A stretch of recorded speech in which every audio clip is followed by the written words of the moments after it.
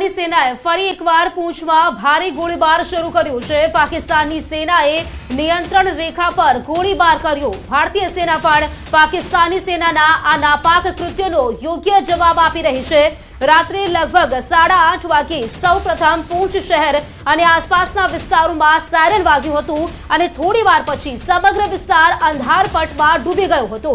ત્યારબાદ પાકિસ્તાની સેનાએ પૂંછના સલોત્રી, ચક્કંદાબાગ, ખાડી, કરમાડા, દિગવાર, દલન, બાલ્તી અને શાહપુર સેક્ટરમાં ભારે ગોળીબાર શરૂ કર્યો હતો અને ભારતીય સેના પર તેનો યોગ્ય જવાબ આપી રહી હતી। तो महत्वपूर्ण समाचार, पाकिस्तानना ड्रोन उड़ाव्यानो वीडियो जाहिर करायो छे। भारतीय सेनाए आ वीडियो जाहिर कर्यो छे। भारतीय सेना फक्त भारत तरफथी थयेली कार्यवाहीना सबूत नथी आपती, परंतु पाकिस्ताने कया प्रकारनी नापाक हरकतो करी छे तेना पण आपणे साबीती आपी रह्या छे। पाकिस्तानना ड्रोन उड़ावी दीधा हता भारतीय सेनाए, एटले के तेने ध्वस्त करी दीधा हता ते वीडियो पण सामे आव्या छे। भारतीय सेनाए जाहिर कर्यो छे आ वीडियो। पाकिस्तानी ड्रोनना धुमाड़ा काढी नाख्या छे। ड्रोन हुमलाने निष्फળ કર્યો છે। યુદ્ધ વિરામ ઉલ્લંઘનનો જડબાતોડ જવાબ હવે મળશે, કારણ કે આખી રાત તો મળ્યો છે, પરંતુ હજુ પણ જો સીઝ ફાયરનું સતત ઉલ્લંઘન થતું રહ્યું તો કંઈક આ રીતે તેનો જવાબ મળશે। કારણ કે આ પહેલા પણ એ સબૂત આપ્યા હતા કે પાકિસ્તાનની ધરતી પર જઈને અને 100 કિલોમીટર અંદર જઈને, બોર્ડરની 100 કિલોમીટર અંદર જઈને જે રીતે આતંકીઓના અડ્ડાઓને ધ્વસ્ત કર્યા હતા અને આકાશમાંથી ઇઝરાયેલી સ્ટાઇલથી જે રીતે તે બંકરો હોય અને આ સાથે જે તેમના જે શેલ્ટર હતા, અડ્ડાઓ હતા આતંકીઓના, તે નાબૂદ કર્યા હતા, તેના આપ્યા હતા સબૂત। અને ફરી એક વખત જે પાકિસ્તાનના ડ્રોન છે તેને પણ ઉડાવી દીધા છે ભારતીય સેનાએ ને તેના આ સબૂત છે। જોઈ લે પાકિસ્તાન, જો હજુ પણ એ ન સુધર્યું તો હજુ શું થઈ શકે છે, કદાચ પાકિસ્તાને વિચાર્યું પણ નહીં હોય। સંધ્યા, પાકિસ્તાન પાસે અત્યારે પણ સમય છે, બધું જ બરબાદ થઈ જાય તેની પહેલા તેને સમજી લેવું જોઈએ, ઘૂંટણીએ પડી જવું જોઈએ અને કાન પકડીને માફી માંગી લેવી જોઈએ। ભારત સામે શરણાગતિ તેને સ્વીકારી લેવી જોઈએ, કારણ કે ભારત જે પ્રકારે જડબાતોડ જવાબ આપી રહ્યો છે અને સામે તે વિડીયો પણ જાહેર કરે છે, સબૂત પણ બતાવે છે કે અમે આવું કર્યું છે, અમે ફક્ત કહેતા નથી, અમે કરીને બતાવી રહ્યા છીએ અને તેના સબૂત છે તે પણ જાહેર કરી રહ્યા છે। યુદ્ધ વિરામનું જે વારંવાર ઉલ્લંઘન કરવામાં આવી રહ્યું છે પાકિસ્તાન તરફથી, પરંતુ ભારત છે તે પણ સતત તૈયાર છે અને તે પણ જવાબ આપી રહ્યું છે। સંધ્યા, તો રક્ષા વિશેષજ્ઞ આપની સાથે જોડાઈ ગયા છે જયદેવભાઈ જોશી। જયદેવભાઈ, જય હિન્દ। અત્યારે ફક્ત ભારતીય સેનાનો હોંસલો બુલંદ રાખવાની જરૂર છે, જે રીતે પાકિસ્તાનને જડબાતોડ જવાબ મળી રહ્યો છે।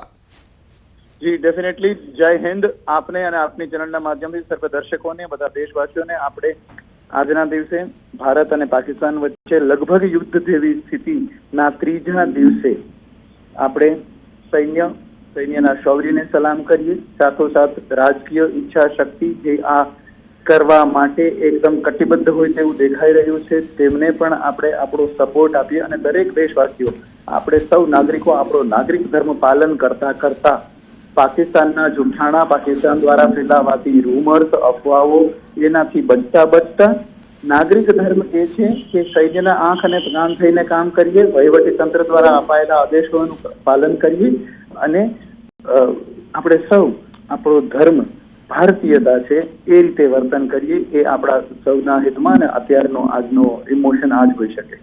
જી જયદેવભાઈ, આપ અમારી સાથે જોડાયેલા રહેશો, કારણ કે સતત અપડેટ આવી રહ્યું છે।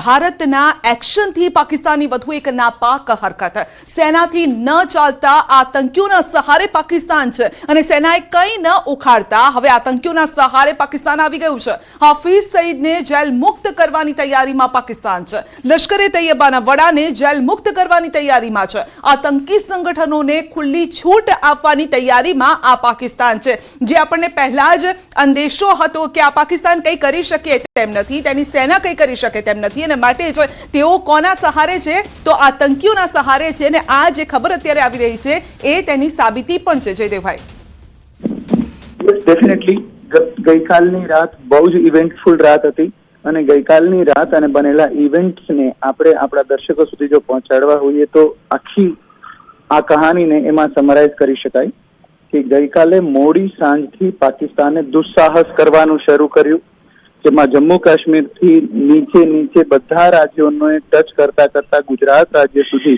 હવાઈ હુમલા, ડ્રોન્સ અથવા બીજી કોઈ મિસાઇલ અથવા બીજા કોઈ પ્રોજેક્ટાઇલ દ્વારા કરવામાં આવ્યા। આ દુસ્સાહસ એટલા માટે હતું કે આ હથિયાર ટાંચું હતું, મજબૂત નહોતું. ભારતની એર ડિફેન્સ સિસ્ટમ સામે અને ભારતના રિટર્ન વાર સામે ઉભું રહી શકે તેમ નહોતું. આ પહેલું. બીજું, ભારતે આનો બદલો આપતા આપતા ફરી પાછું એકવાર રિસ્ટ્રેન્ટ અને સંયમ દાખવતા નાગરિક વિસ્તારોને બદલે પાકિસ્તાનના લગભગ દરેક પ્રોમિનન્ટ મિલિટરી અને વહીવટી શાસકીય એવા બિલ્ડિંગ્સ કે જ્યાંથી પાકિસ્તાની સૈન્ય શાસનના સૂત્રો જોડાયેલા હતા ત્યાં જ એટેક માત્ર કર્યો. ત્રીજી વાત જે બહુ મોટી બની એ line of control. Jammu Kashmir વાળા વિસ્તારના કેટલાય નાગરિક વિસ્તારોમાં પણ માનવતાને એટેક કરતા પાકિસ્તાને હુમલા કર્યા છે. તેનો જવાબ પણ આપણે દીધો છે. બટ ગઈકાલની રાત પાકિસ્તાનના ટાંચા અને ટૂંકા હથિયારોની સામે ભારતીય સૈન્યના પ્રબળ રિસ્પોન્સની કહાની કહી ગઈ. આપણે રોકી રહી છું, પરંતુ જે રીતે આતંકવાદીઓને જેલ મુક્ત કરીને તે કઈ લડાઈ લડશે, કેવી લડાઈ લડશે, આ એક સવાલ નથી થતો? જી ચોક્કસપણે આ સવાલ આપણને થઈ શકે, કોઈ પણ એવા દેશના નાગરિકને આ સવાલ થઈ શકે જ્યાં ચૂંટાયેલી સરકાર હોય અને સૈન્ય જે છે એ સરકારનું કામ કરતું હોય. પણ આ પાકિસ્તાન છે, અહીંયા એક તેજાબી કોકટેલ છે સંધ્યાજી. એ તેજાબી કોકટેલ જે છે એ છે ત્યાંના કેટલાક મતાંધ રેડિકલાઇઝડ લોકોનું, જે યુવાનોને બ્રેઇન વોશ કરે છે અને કહેવાતા ધર્માંધ એવા ગુરુઓ બનીને બેઠા છે. બીજું છે ત્યાંનું ISI, ત્યાંનું ગુપ્તચર તંત્ર, ત્યાંનું જે તોફાની ષડયંત્રકારી સંસ્થા, અને ત્રીજું છે આર્મી. આ ત્રણેય લોકો અલગ અલગ સમયે અલગ અલગ રોલ અદા કરતા હોય છે. સૈન્ય જયારે જમીન ઉપર આવે ત્યારે માત્ર ડંફાસ મારતું હોય તેવું સ્પષ્ટ થઈ જાય છે. આગળ વાત કરી શકાય સંધ્યા જેના ઉપર બલુચિસ્તાન લિબરેશન આર્મી જેવી આર્મી સામે પણ એક ટ્રેન હાઈજેક થાય ત્યારે પાકિસ્તાન સૈન્ય ખાસું કશું કરી શકતું હોતું નથી. ત્યારે આ આતંકીઓને જેલ મુક્ત કરીને, યુવાનોને બ્રેઇન વોશ કરીને જે હંમેશાથી કરવા રહ્યા છે એ લોકો, એ પ્રકારની પ્રોક્સી વોર કહેવાતી આ પ્રકારની એક ધર્માંધ લડાઈ શરૂ કરવાનું કામ એ એમના આશયમાંનું એક હોઈ શકે સંધ્યાજી. બિલકુલ. એટલે જયદેવભાઈ, આનાથી એક વાત તો સ્પષ્ટ થઈ ગઈ કે પાકિસ્તાનની સેના ભારતનો મુકાબલો કરી શકે તેમ નથી. ત્યાંની જે સરકાર છે સ્ટ્રેટેજિકલી મૂવમેન્ટ જે થવી જોઈએ એ, એટલે કે એક હોય ને ઈચ્છા શક્તિ હોય, વિચાર શક્તિના આધારે, કૂટનીતિના આધારે, રણનીતિના આધારે પણ જો કોઈની સામે લડવાનું હોય તો એ લડી શકે તેમ નથી. એ વાત અહીંયા સાબિત થઈ ગઈ. અને ફરી એક વખત તેઓએ આતંકનો સહારો લેવો પડ્યો છે. આતંક સિવાય તેમની પાસે કોઈ ઉપાય જ નથી. યસ, ડેફિનેટલી નહીં, પણ થોડો ઉપાય છે સંધ્યાજી. આપણે એમ કહીએ તો ને આ અત્યારે જે આખા ભારતમાં ગૌરવનું અને ગર્વનું અને વિજયનું માહોલ છે, તો આપણે જરા હળવી એ વાત પણ કરીએ. પણ એકદમ સાચી વાત છે, હળવાશમાં થઈએ છીએ. અને એ છે કે તેમની પાસે આંસુઓનો સહારો છે સંધ્યાજી, તેમની પાસે વિક્ટિમ કાર્ડ પ્લે કરવાનો સહારો છે. તેમના સંસદ ભગવાનની દુહાઈ દેતા બચાવો અને પ્રે કરો અમારા સૈન્ય માટે, રોવાનો સહારો છે. Yes, exactly. એક અને બીજું, વિદેશોમાં યુનાઇટેડ નેશન સિક્યોરિટી કાઉન્સિલમાં એ જ પાકિસ્તાન જે અત્યારથી, હું ગણતરીના દિવસો નહીં કહું કારણ કે કદાચ 100 કલાકથી ઓછો સમય ગયો છે, ત્યારે ડંફાસો મારવી, ભારત સામે યુદ્ધ છેડવું, ખૂનની નદીઓ વહાવવાની જેણે વાત કરી હોય તે આ 100 થી ઓછા કલાકોની અંદર આ પ્રકારે જો હવે જઈને વિક્ટિમ કાર્ડ પ્લે કરે કે અમને બચાવો, મધ્યસ્થી કરાવો, યુનાઇટેડ નેશન સિક્યોરિટી કાઉન્સિલ જોવો ભારત શું કરી રહ્યું છે, તો આવું દોગલાપણાનું અને કન્વીનિયન્ટલી થૂકેલું ચાટી લેવાનો પણ ઓપ્શન પાકિસ્તાન પાસે ખરો. પરંતુ યુએસ થી જે સ્ટેટમેન્ટ આવ્યું છે કે અમે પાકિસ્તાનને મદદ નહીં કરીએ, શું આ સ્ટેટમેન્ટને આપણે કઈ રીતે લઈ શકીએ? કારણ કે આપના જે અનુભવો છે ભૂતકાળમાં, જો આ પ્રકારના જે યુએસ તરફથી કોઈ પણ પ્રકારના સ્ટેટમેન્ટ આવતા હોય છે કોઈ દેશ પ્રત્યે, અને ખાસ કરીને આતંકવાદ મુદ્દે, તો અમેરિકા પણ કહી રહ્યું છે કે અમે પાકિસ્તાનને મદદ નહીં કરીએ, અમે ભારત સાથે છીએ. આને કઈ રીતે લેવું જોઈએ? બહુ જ શરૂઆતમાં સ્ટેન્ડ અમેરિકાએ ક્લિયર કરી દીધું. નહીં તો અમેરિકા, જે જૂનું અમેરિકા 1971 સુધીનું જે અમેરિકા છે એ અમેરિકા તો ખુલીને પાકિસ્તાનનું સમર્થન કરતું હતું. 99ની લડાઈ વાળું કે પછી જે આપણે અણુ પરીક્ષણ કર્યા ત્યારનું અમેરિકા હતું એ તો દોગલી નીતિ રાખતું હતું અને પોતાનો સગવડની રીતે ક્યારેક પાકિસ્તાન, ક્યારેક ચીન, ક્યારેક પાકિસ્તાન, ક્યારેક બહારની ક્યારેક ભારતની મદદ કરતું હતું. તો આ પ્રકારનું પાકિસ્તાન ને મદદ કરતું અમેરિકા એક સમયનું કે પછી ન્યુટ્રલ રહેતું અમેરિકા, એ અમેરિકા અત્યારે શરૂઆતથી જ પોતાનું સ્ટેન્ડ ક્લિયર કરે અને ભારત તરફી કરે, એ બહુ મોટી વાત છે. જી, પરંતુ લોકોના મનમાં ઘણા બધા સવાલ છે કે જ્યારે આ એક વોર શરૂ થઈ ચૂકી છે તો ક્યાં સુધી આ વોર ચાલશે? જો કે ભારત ઉપર કોઈ શંકા નથી, કારણ કે ભારતીય સેના ઉપર કોઈ શંકા નથી. જે રીતે ઘરમાં ઘૂસીને 100 કિલોમીટર અંદર, બોર્ડરથી 100 કિલોમીટર અંદર જઈને આતંકીઓનો જે સફાયો કર્યો છે ભારતીય સેનાએ, તેનાથી કોઈ શંકા નથી. પરંતુ શંકા છે પાકિસ્તાન ઉપર કે ક્યાં સુધી ટકી શકશે આ રીતે વોરમાં. તેની પાસે ખાવાના ફાંફા છે. IMF એ ભંડોળ આજે આપશે કે નહીં, કારણ કે આજે એક મીટિંગ પણ છે, એટલે જે લોનની આશા રાખીને બેઠું છે ભીખ મંગુ પાકિસ્તાન, એ મળશે કે નહીં તેને લઈને શંકા છે. ખાવા પીવાના ફાંફા પહેલેથી પાકિસ્તાનને છે. સંરક્ષણ ક્ષેત્રે પણ ભારતનો મુકાબલો કરી શકે તેમ નથી. તો ક્યાં સુધી આ પ્રકારની પરિસ્થિતિનો સામનો પાકિસ્તાને પણ કરવો પડી શકે છે? આ પ્રકાર પાકિસ્તાને ત્યાં સુધી સામનો કરવો પડશે જ્યાં સુધી પાકિસ્તાન ખોખલી રીતે તેના નાગરિકોને એ દેખાડવાનો, દંભ કરવાનો પ્રયત્ન કરશે કે અમે ભારત સાથે યુદ્ધે ચડ્યા છીએ અને ભારતની સામે યુદ્ધ લડી રહ્યા છીએ. જે આપણે કહ્યું કે પાકિસ્તાનના સૈન્યનો ભારતના સૈન્ય સામે કોઈ જોડ નથી, એ કમ્પેરિઝન જ ના થઈ શકે, એ સૌ જાણે છે. પાકિસ્તાન સૈન્ય પણ જાણે છે. પણ જે સપનાઓમાં ત્યાંના નાગરિકોને પાકિસ્તાનને રાખ્યા છે, નેતાઓએ ડંફાસો મારી છે, સૈન્યએ મોટી મોટી વાતો કરી છે, એ બધું કરવાને માટે અને એને જનતા સુધી પહોંચાડવા માટે જેના નામે, કાશ્મીરિયતના નામે, જે ભારતને ખતમ કરવાના, અલગાવવાદના, પ્રોક્સી વોરના નામે એ લોકોએ પોતાના ખિસ્સાઓ ભર્યા છે, તો કંઈક કર્યું એવું દેખાડવું પડે. સંધ્યાજી, જેને આપણે એમ કહી શકીએ પ્લેઇંગ ટુ ધ ગેલેરી, કે દર્શક દીર્ઘાને દેખાડવા માટે. એક છેલ્લો સવાલ આપને કરી રહી છું, કારણ કે એ બહુ જ મહત્વનો સવાલ છે કે સિવિલિયન્સ તરીકે ભારતીયોએ આ સમયે શું ધ્યાન રાખવું જોઈએ? સેનાને મદદ તો કરવાની છે, પરંતુ અને જે વાત અથવા તો જે સ્ટેટમેન્ટ આવી રહ્યા છે તેને માનવાનું છે.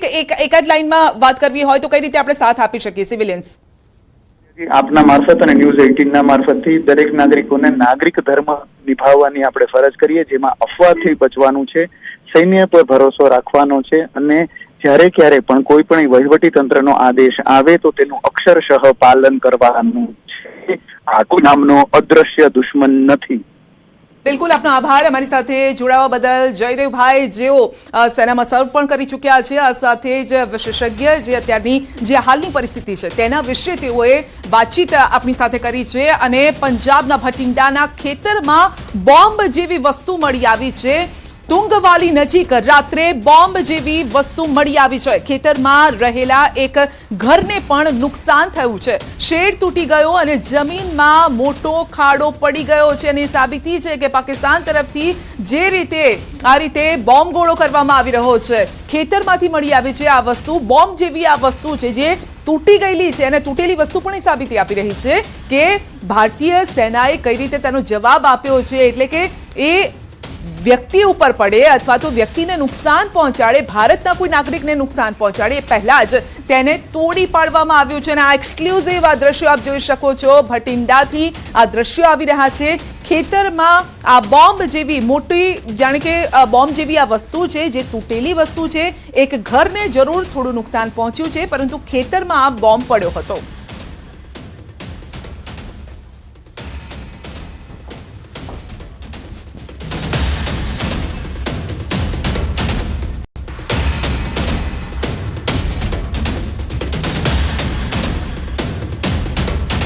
પાકિસ્તાન જે રીતે ડ્રોનથી હુમલા કરી રહ્યું છે તેને જડબાતોડ જવાબ પણ આપી રહ્યા છે. અને હવે આપણે સમજાવીશું કે કઈ રીતે ભારત પણ એ સબૂત આપી રહ્યું છે.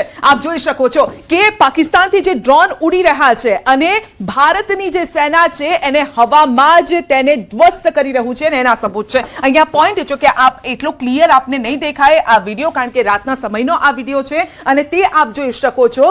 ફરીથી એ વિડીયો હું આપને બતાવીશ અને આપને સમજાવવાનો પ્રયત્ન કરીશ કે કઈ રીતે પાકિસ્તાન તરફ તરફથી હવામાં જ એ ડ્રોન ઉડાડવામાં આવ્યું ને ત્યારબાદ અહીંયા જ આ જોઈ શકો છો, આ ડ્રોન આવ્યું અને ભારતીય સેના તરફથી પણ જે કાર્યવાહી કરવામાં આવી અને ત્યાં જ તેને તોડી પડાયું છે. આ ઝાંખો આપને આ વિડીયો દેખાશે, કોઈક બ્લેક કલરની એક વસ્તુ આપને દેખાશે, આપ જોઈ શકો છો અહીંયાથી આ ગોળો આવી રહ્યો છે, એ ડ્રોન છે અને તેને હવામાં જ નાબૂદ કરી દેવામાં આવ્યું છે. એટલે આ વસ્તુ અહીંયા સાબિત થઈ રહી છે કે ભારતીય સેના કેટલી ચાકચોબંધ છે. એ રાતના અંધારામાં પણ પાકિસ્તાન તરફથી જે ડ્રોન હુમલા થઈ રહ્યા છે તેને તે હવામાં જ આ ધ્વસ્ત કરી રહી છે. જોઈ શકો છો આ ફરી એક વખત એ દ્રશ્યો અમે આપને બતાવીશું. સતત એટલા માટે અમે બતાવી રહ્યા છે કે પાકિસ્તાન હંમેશા આપણી પાસેથી સબૂત માંગે છે. અરે ભાઈ, તું કોણ છે સબૂત માંગનાર? અમે બધા સબૂત અમારી પાસે રાખ્યા છે. હવે અમે તને એ રડવાનો, મગરમચ્છના આંસુ વહેવડાવવાનો અમે મોકો નહીં આપ્યા. જોઈ લે, પાકિસ્તાને પણ જોવું જોઈએ કે એના ડ્રોન કઈ રીતે ઉડી રહ્યા છે અને ભારત તરફથી કઈ રીતે આ કાર્યવાહી થઈ રહી છે. આ ડ્રોન અને ધ્વસ્ત થઈ ગયો, એકદમ આ બ્લાસ્ટ થઈ જાય છે ને ત્યારબાદ કાળા કલરનો ધુમાડો અહીંયા જોવા મળી રહ્યો છે. અને એ જ સાબિતી છે કે ભારતે પાકિસ્તાનના ડ્રોન હવામાં જ ધ્વસ્ત કરી દીધા છે. આ જે કાળો એકદમ કલર આપણે દેખાઈ રહ્યો છે, બ્લાસ્ટનો કલર છે કે એને તોડી પાડવામાં આવ્યો ને ત્યારબાદ એ ધ્વસ્ત થઈ ગયું છે. પાકિસ્તાને અહીંયાથી એક વાત શીખી લેવી જોઈએ અને સમજી પણ લેવી જોઈએ કે હવે તારા મગરમચ્છના આંસુ નહીં ચાલે. ગમે તેટલા તું ભારત પાસેથી સબૂત માંગીશ, અમે તમામ સબૂતો આપીશું. કારણ કે પાકિસ્તાનની આદત છે કે ભારતે એની જાતે કર્યું છે, ભારત પોતાની ધરતી પર કરી રહ્યું છે, પોતે જ ઉડાવી રહ્યું છે અને પોતે જ કરી રહ્યું છે. આ પ્રકારના તેના જે કહેવાય ને કે છટકબારી છે એ શોધવાનો પ્રયત્ન કરે છે, પરંતુ એ છટકબારી આ વખતે નહીં ચાલે. પાકિસ્તાને સમજી લેવું જોઈએ કે જો એ છટકબારીનો ઉપયોગ કરવાનો પ્રયત્ન કરશે તો જોઈ લો, અમારી પાસે તેના સબૂત છે. કેટલા સબૂત આપીએ? આતંકીઓના અડ્ડાને ધ્વસ્ત કર્યા, એક સબૂત આપ્યો છે. જે 9 સ્પોટ પર એ હુમલો કરવામાં આવ્યો જવાબી કાર્યવાહીમાં. કારણ કે આતંકવાદને તો તમે પોષી રહ્યા છો, જે આતંકવાદને તમે પોષી રહ્યા છો એ અડ્ડાઓ અમે ધ્વસ્ત કર્યા અને એના એક સબૂત અમે આપ્યા. બોર્ડરથી 100 કિલોમીટર દૂર અંદર તમારી ધરતી પર જ અમે ધ્વસ્ત કર્યા અને તમને જવાબ આપ્યો છે. ને હજુ તમે કેટલા સબૂત માંગી રહ્યા છો? સ્થિતિનો તાગ મેળવવા માટે ઉરી જશે એલજી મનોજજી. પાકિસ્તાનના હુમલાને ભારતીય સેનાએ નાકામ કર્યો છે તો સ્થિતિનો તાગ મેળવવા માટે ઉરી જશે. કારણ કે મનોજ સિન્હા એલજી ઉરી જવાના છે. કારણ કે ઉરીમાં આપણે જોયું કે સતત આખી રાત જે